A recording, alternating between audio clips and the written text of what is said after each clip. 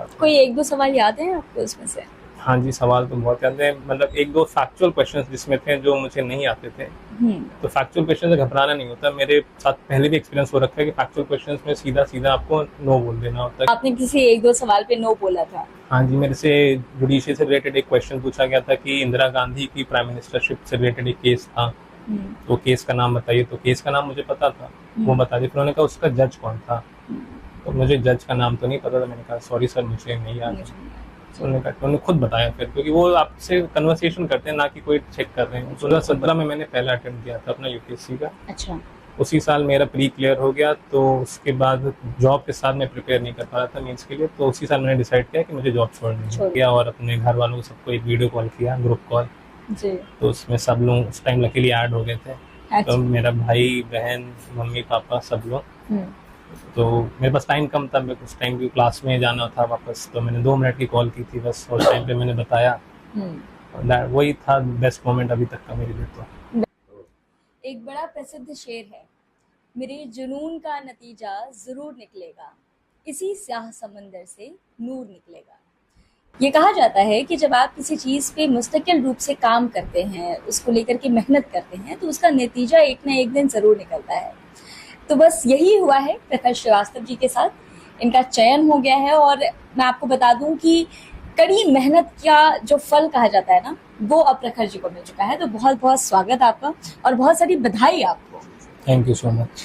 प्रखर जी, इससे पहले कि हम शुरुआत करें, सबसे पहले तो आप मुझे ये बताइए कि जिस दिन आपको पता चला कि आपका सिलेक्शन हो गया है, क्या रिएक्शन था आपका?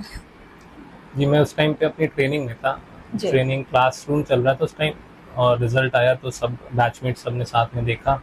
तो उसमें 2 प्रखर के नाम थे, एक 92 रैंक पे, एक 275 रैंक पे था। तो सबने 92 वाला समझ लिया मुझे, कॉन्ग्रेचुलेट करने लगे। तो मैंने फिर देखा, मैंने कहा रोल नंबर मेरा नहीं है। थोड़ा डिसअपॉइंट हुआ, मुझे लगा कि मेरा नाम नहीं है। मैंने दोबारा जब चेक किया तो फिर मैंने देखा 2 हैं। अच्छा। फिर देन आई चेक कि मुझे लगा 275 वाला मैं हूँ। तो सबसे पहला तो था कि रिलीव हुआ मैं, कि बिकॉज लंबी जर्नी रही है काफ़ी। तो 5वां अटेम्प्ट था मेरा ये।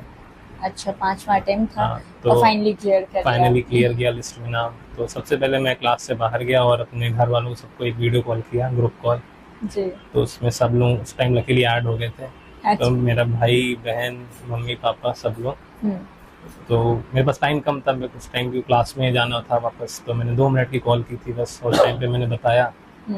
वही था बेस्ट मोमेंट अभी तक का मेरे लिए। तो बेस्ट मोमेंट था अभी तक के जीवन का। तो मुझे लगता है कि बहुत भावुक क्षण होगा आपके लिए भी, क्योंकि 5वां अटेम्प्ट आप बता रहे हैं, और जब आपका नाम मिला तो बहुत अच्छा लगा होगा, नो डाउट। अच्छा, ये बताइए, उसके बाद तो आप अपने ट्रेनिंग में आप बता रहे हैं आप चले गए, यहाँ पे वापस कब आए आप? यहाँ पे मैं कल आया था। कल आए हैं? किसी तरह छुट्टी मिली थी मुझे, एक दिन की मैंने रिक्वेस्ट की थी, तो एक दिन की छुट्टी लेके मैं यहाँ आया। अच्छा प्रखर, ये बताइए, क्या एकदम सोच रखा था कि मुझे ये क्लियर करना ही है, या बस ऐसे किस्मत आजमा रहे थे? नहीं, सोचा तो काफ़ी लेट था कि ये सिविल सर्विसेज एग्ज़ाम देना है। मैंने इंजीनियरिंग की पहले, उसके बाद 2 साल प्राइवेट सेक्टर में भी जॉब किया। उस दौरान थोड़ा इसकी तरफ रुझान ज़्यादा हुआ। अच्छा। फिर लगा कि जब कैपेबिलिटी है तो क्यों ना ट्राई करते हैं। क्यों लगा आपको कि इसमें आना चाहिए? सिविल सर्विसेज, जैसे आपने बताया कि आपने नौकरी भी की है जी। नौकरी के दौरान कुछ तो ऐसा हुआ होगा ना, जब आपको लगा कि मेरे अंदर कैपेबिलिटी है और मैं वहाँ पे कुछ कर सकता हूँ। जी, तो प्राइवेट सेक्टर जॉब में मैं थोड़ा एक अपने क्लोज स्पेस, एक क्यूबिकल वाली लाइफ होती है। वो आपकी लाइफ काफ़ी रिस्ट्रिक्टेड होती है। आपको एक टारगेट दिया जाता है, आपको काम करना है, आप उसको काम करके आप अपने घर वापस। बट सिविल सर्विसेज एक इतना बड़ा प्लेटफॉर्म आपको प्रोवाइड करता है, एक बड़ा कैनवस है, उस पर आप अपने हिसाब से जो पेंटिंग करना चाहे वो कर सकते हैं।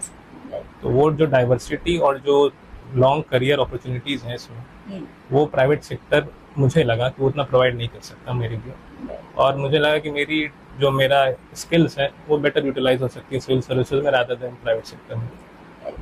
फिर प्रखर जी, आपने मतलब स्कूलिंग कहाँ से की है, अपनी जर्नी के बारे में भी थोड़ा बताइए, कैसे कैसे आप कहाँ पे पढ़ाई किए हैं? जी, मैं बेसिकली गोरखपुर से मैंने क्लास 10 तक स्कूलिंग की है, लिटिल क्लास स्कूल से। जी।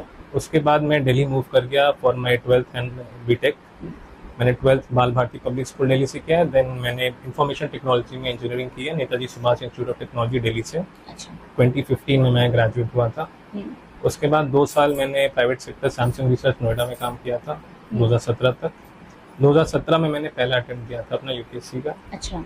उसी साल मेरा प्री क्लियर हो गया, तो उसके बाद जॉब के साथ मैं प्रिपेयर नहीं कर पा रहा था मीन्स के लिए, तो उसी साल मैंने डिसाइड किया कि मुझे जॉब छोड़नी है। मैंने 17 में जॉब छोड़ी। उसके बाद 17 में मेरा मीन्स क्लियर नहीं हुआ। देन 18 में दोबारा एग्जाम दिया। 18 में मेरा प्री क्लियर नहीं हुआ। फिर मैंने 19 में दोबारा दिया। 19 में प्री क्लियर हुआ, मीन्स क्लियर नहीं हुआ दोबारा। 20 में दोबारा दिया, प्री क्लियर हुआ, मीन्स क्लियर नहीं हुआ।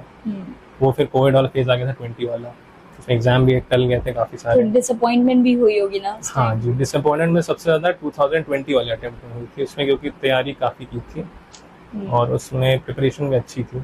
19 और 20 दोनों में थी। मुझे लगता है आपका इंटरव्यू सुन के बहुत सारे एस्पिरेंट्स होंगे जो मोटिवेट होंगे। देखिए कितने सारे इन्होंने अटेम्प्ट्स दिए हैं, कभी प्री क्लियर हुआ, कभी मेंस नहीं हुआ, कभी मेंस, मतलब इस तरह से इन्होंने लगातार कोशिश की है और लास्ट में अब जाकर के सक्सेसफुल हुए हैं। बट आप उस दौर की भी समझिए जब ये बेचारे अटेम्प्ट पे अटेम्प्ट दे रहे होंगे और क्लियर नहीं हो रहा होगा, उस समय आपकी मनोस्थिति क्या थी? डेफिनेटली एक बार आपको निराशा होती है जब आप एफर्ट करते हैं, हार्ड वर्क करते हैं। कभी ऐसा लगा कि छोड़ देते हैं? छोड़ने का कभी ऐसा मन में तो नहीं आया, बट हाँ ब्रेक लेने का कभी मन करता था कि ये ब्रेक ले लेते हैं, कि जब नहीं हो रहा है तो क्यों नहीं हो रहा, उसको थोड़ा इंट्रोस्पेक्ट करना पड़ता है। क्योंकि ये ऐसा एग्जाम है जिसमें अगर आप उस चेंज नहीं कर पाएंगे अपने आप को तो आप उसी साइकिल में फंसे रहेंगे और बार बार आप वही गलती निभाएंगे। वो गलती दोहराते रहेंगे तो आप सेलेक्ट नहीं हो पाएंगे। तो इसीलिए मैंने 2020 जब मेरा नहीं हुआ तो मैंने डिसाइड किया कि मैं अभी पीसीएस पे फोकस करूंगा। तो मैंने यूपी पीसीएस पे उस टाइम फोकस स्टार्ट किया। मैंने 2 साल फिर यूपीएससी अटेम्प्ट्स नहीं दिए। तो मैं सिर्फ यूपी पीसीएस 2 साल दिया बिकॉज मेरा दोनों में टाइम बैलेंस नहीं हो पा रहा था, तो दोनों में आउटपुट नहीं आ रहा था। तो फिर 2021 और 22 में मैंने यूपी पीसीएस दिया, दोनों में मेंस लिखा। 2021 में फिर यूपी पीसीएस का मेंस नहीं हुआ। तो एक और सेटबैक था, बैक टू बैक मेंस नहीं हो रहा है। उसी टाइम मैं 2021 में इलाहाबाद हाई कोर्ट में सेलेक्ट हो गया था एज अ रिव्यू ऑफिसर। तो मैंने एज अ बैकअप प्लान मैंने कहा कि थोड़ा चेंज करना है बिकॉज इतना पढ़ाई से थोड़ा बोर हो जाता है इंसान। मैंने कहा चलो जॉब भी कर लेते हैं थोड़ा दोबारा से। तो 3.5 साल के गैप के बाद मैंने दोबारा से जॉब स्टार्ट की थी 2021 में। तो उसी के साथ फिर मैंने तैयारी स्टार्ट की दोबारा से, तो मैं देता गया। 2022 का यूपी पीसीएस फाइनली मेरा क्लियर हुआ और मेरा चयन डिप्टी एसपी के पद पे हुआ रैंक 10 के साथ। उसके बाद मैंने डिसाइड किया कि अब एक तरफ से पीसीएस मेरा क्लियर हो चुका है, अब मैं यूपीएससी पे दोबारा आ सकता हूँ। तो 2023 में मैंने दोबारा यूपीएससी की पढ़ाई स्टार्ट की। उसका प्री दिया, मेंस दिया और मेंस के बाद मैं अपनी ट्रेनिंग में चला गया। अच्छा, मैं आपसे उन एस्पिरेंट्स के लिए, उन बच्चों के लिए कुछ सवाल करना चाहती हूँ कि आपने जब इंटरव्यू दिया होगा तो आपसे किस तरह के सवाल पूछे गए और किस सवाल पे आप अटके थे? किस सवाल पे लगा कि भाई पता नहीं हो पाएगा कि नहीं हो पाएगा? कुछ ऐसा एक्सपीरियंस बताइए हमें। हाँ, इंटरव्यू बेसिकली इंटरव्यू नहीं होता, इसका नाम पर्सनालिटी टेस्ट होता है। ओके। तो ये पर्सनालिटी जज करती है, आपकी नॉलेज मेंस में एग्जाम में चेक हो चुकी होती है इतने सारे एग्जाम। तो पर्सनालिटी चेक करने के लिए उनके पास एक डिटेल्ड एप्लीकेशन फॉर्म होता है जो हम खुद भर के देते हैं। उसमें आपके हॉबीज होती हैं, एक्स्ट्रा करिकुलर एक्टिविटीज होती हैं, पास्ट अचीवमेंट्स होते हैं, वर्क एक्सपीरियंस होता है। तो मेरा इंटरव्यू मोस्टली मेरे वर्क एक्सपीरियंस के अराउंड रिवॉल्व किया था। मेरा वर्क एक्सपीरियंस एक जुडिशरी का था, हाई कोर्ट का, और एक पुलिसिंग का प्रेजेंट। तो मोस्टली उन्होंने high court, judiciary and policing से रिलेटेड सवाल किए और थोड़े बहुत मेरे हॉबीज से रिलेटेड किए। अच्छा।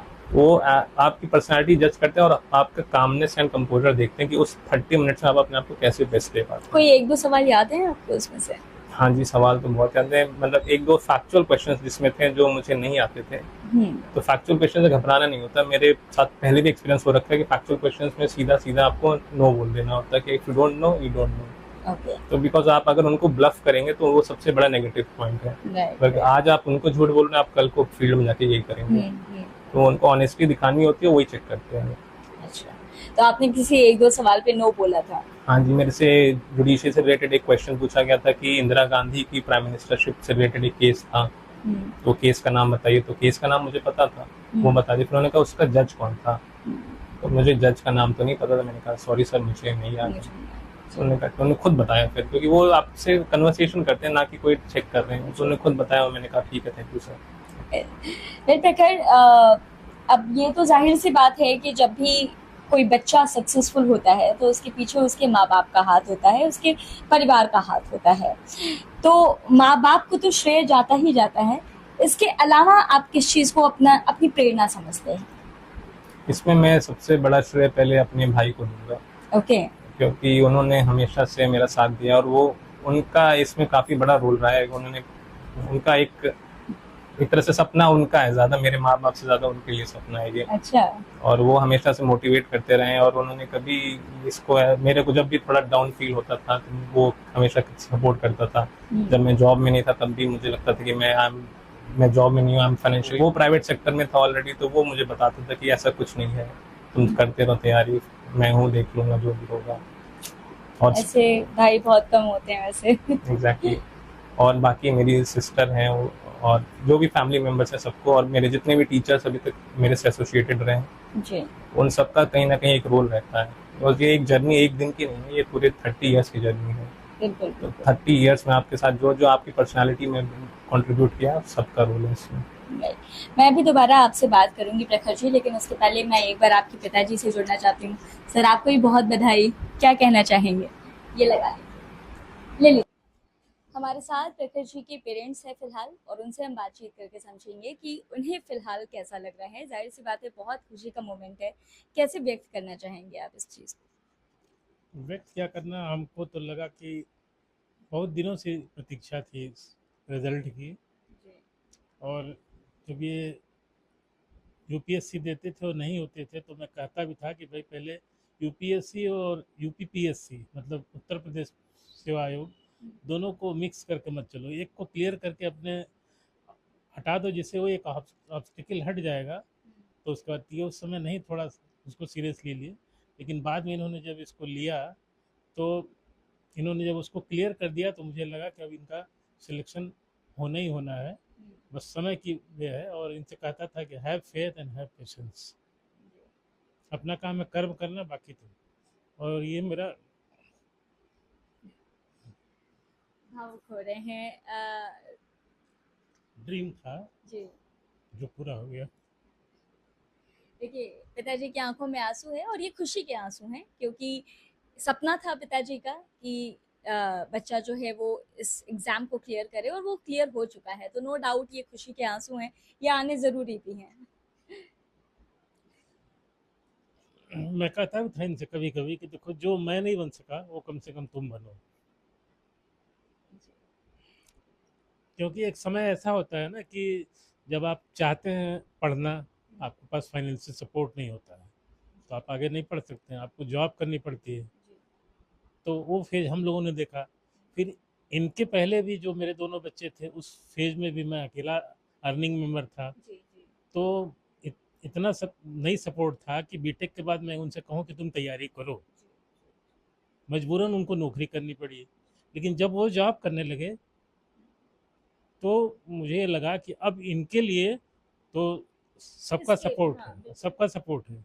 इनसे कहता था तुम ये मत चिंता करो कि तुम नहीं कमाते हो, तुम्हारा जो भी खर्चा होगा, जो भी होगा, तुम इंडिपेंडेंटली नौकरी। जब इनसे सैमसंग रिजाइन कराया गया तो वो बहुत बड़ा वो था, स्टेप था। कोई भी आदमी लाख रुपए तनख्वाह पा रहा हो तुरंत छोड़ दे उसको। इनका भी मैं वो करूँगा कि इन्होंने भी हिम्मत बांधी और छोड़ा, और हम लोगों ने इनको फाइनेंशियली सब कभी भी ये मतलब फील नहीं होने दिया कि आपको कोई दिक्कत है।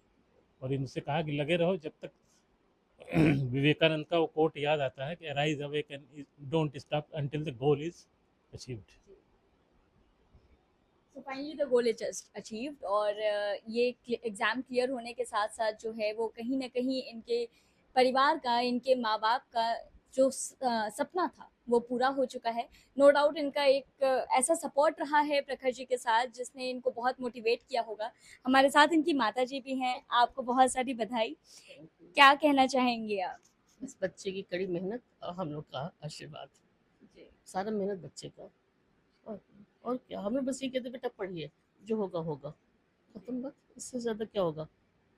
अच्छा, तो कैसे स्टूडेंट थे प्रखर जी बचपन में? शुरू से ही तेज, अच्छा, जिसे अच्छा कहा जाए, कभी बेस्ट। ऐसा हुआ पीडीएम में कभी कोई शिकायत मिली हो? कभी नहीं, आज तक नहीं।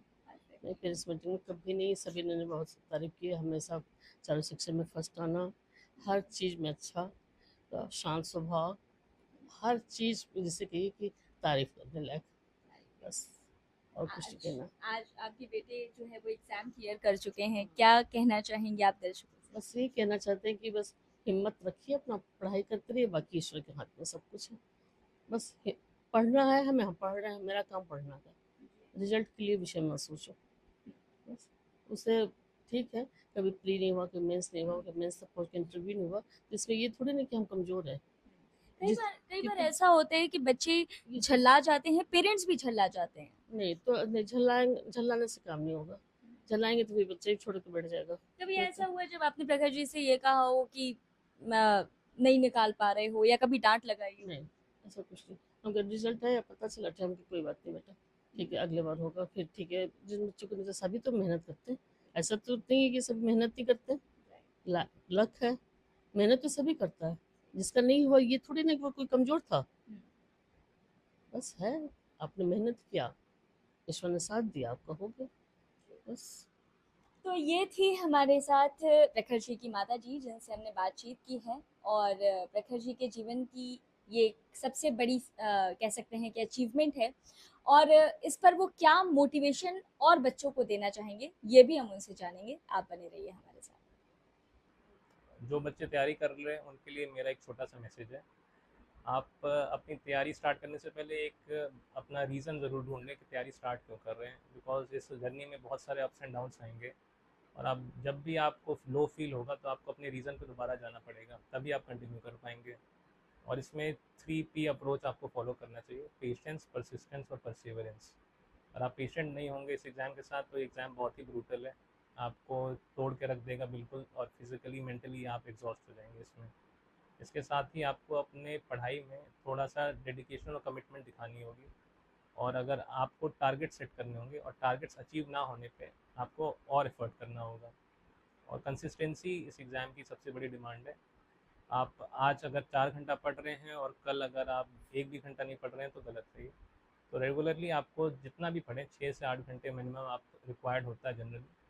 तो कंसिस्टेंट रहें और अपने close near and dear ones के साथ कांटेक्ट में रहें, क्योंकि इसमें आइसोलेशन की थोड़ी दिक्कत हो सकती है और इसमें आपका मेंटल स्टेट थोड़ा इफेक्ट होता है। तो आइसोलेट होने के बजाय थोड़ा अपने करीबियों से बात करते रहें और अपने आप को बूस्ट अप करते रहें regular.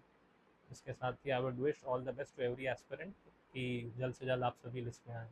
Thank you so much.